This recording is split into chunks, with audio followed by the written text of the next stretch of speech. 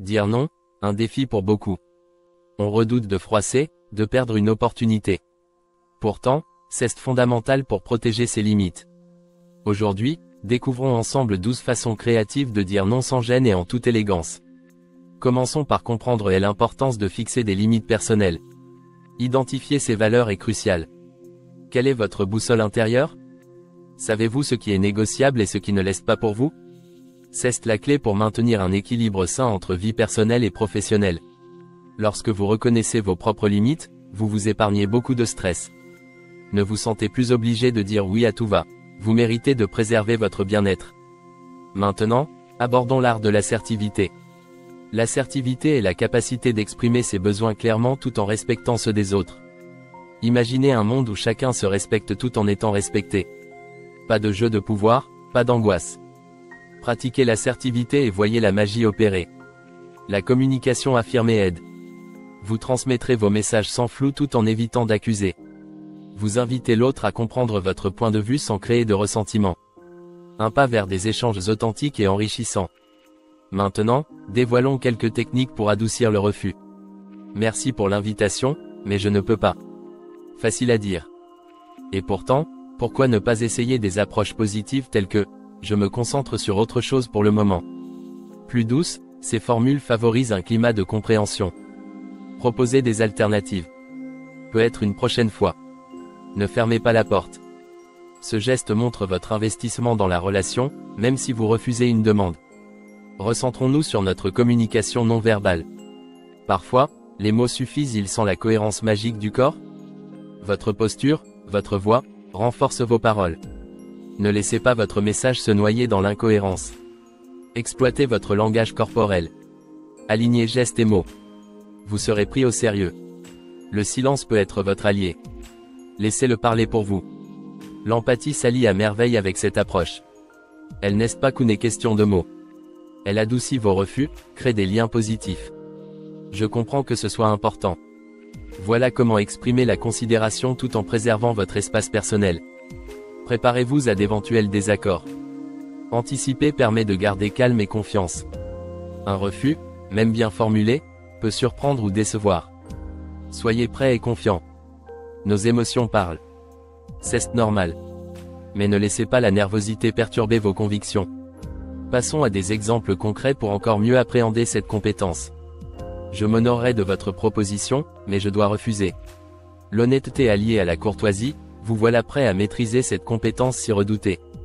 Autre possibilité, je suis flatté, mais j'ai d'autres priorités. Attentionnez, cette phrase garde le lien intact. Voici une troisième exemplification, j'apprécie l'opportunité, mais je décline pour raisons personnelles. La considération n'est jamais superflue. Continuons sur notre lancée créative. Merci de penser à moi, mais je suis pris ailleurs. Un refus, mais aussi un remerciement. Que demander de plus? Explorons encore, mon calendrier est plein, mais une prochaine fois peut être. Sage et bienveillant, cet exemple met en lumière votre engagement sincère. Enfin, terminez avec une touche d'empathie et d'humour. Je ne suis pas dispo, mais une autre fois avec plaisir. Charme et politesse en une phrase. Cette série de refus aidera à protéger vos limites sans nuire à vos relations. Parlons maintenant du respect des besoins personnels par le biais de l'assertivité.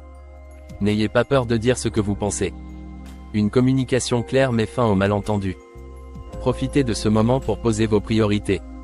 Réduire les frustrations permet d'entretenir des relations saines avec les autres. C'est tout simple. Les formulations positives doivent s'accompagner du bon ton.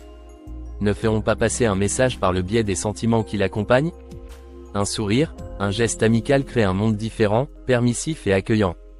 La communication se renforce par nécessité. Quel bénéfice pour l'interaction humaine? Ne l'oubliez jamais, même lors de situations délicates.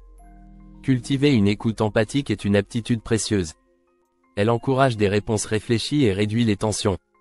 L'empathie participe également à l'amélioration d'une relation durable. Vous pouvez transformer les malentendus en échanges positifs. Maintenant, voyons comment anticiper les réactions. Un refus peut engendrer des émotions. Connaître à l'avance ces possibles réactions permet de mieux les gérer. Prenez le temps de vous préparer à répondre avec calme. Parfois, les réactions extérieures n'ont aucun lien avec vous. Cultivez cette capacité à répondre positivement à des situations tendues. Accordons maintenant notre attention sur des approches douces et empathiques. Elles engendrent des interactions harmonieuses, véritables clés de connexion saine. Une articulation claire de vos besoins aide votre entourage à comprendre votre perspective.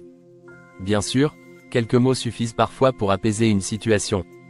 Changez les grandes phrases par des suggestions simples mais efficaces. Évoluez vers un mode de communication qui souligne vos besoins, respectant ceux des autres, tout en permettant de maintenir l'harmonie. La douceur dans le ton et la manière confortent l'autre. Cette alchimie aide tout naturellement à bâtir des relations basées sur le respect. Une lueur d'empathie adoucit les abcès, ces bombes potentiellement déclenchées faute de dialogue. Avançons avec un exemple final. Merci de comprendre, je dois prioriser autrement. C'est simple, respectueux, pourtant si profondément efficace. Appliquer la technique de la reformulation constructive crée de la clarté et supprime les malentendus. Observez les bienfaits qu'elle procure.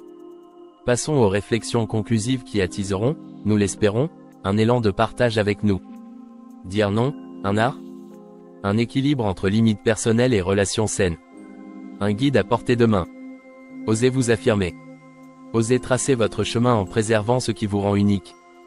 Permettez-vous de rechercher un bonheur authentique tout en renforçant vos liens. Où se situent vos limites? Comment partagez-vous votre expérience avec tact et bienveillance? Partagez vos réflexions dans les commentaires. Nous voulons vous lire. Pensez à explorer nos idées de cadeaux dans notre boutique. Vous trouverez peut-être celui qui vous aidera à mettre en lumière votre regard unique sur les interactions interpersonnelles. C'est votre tour.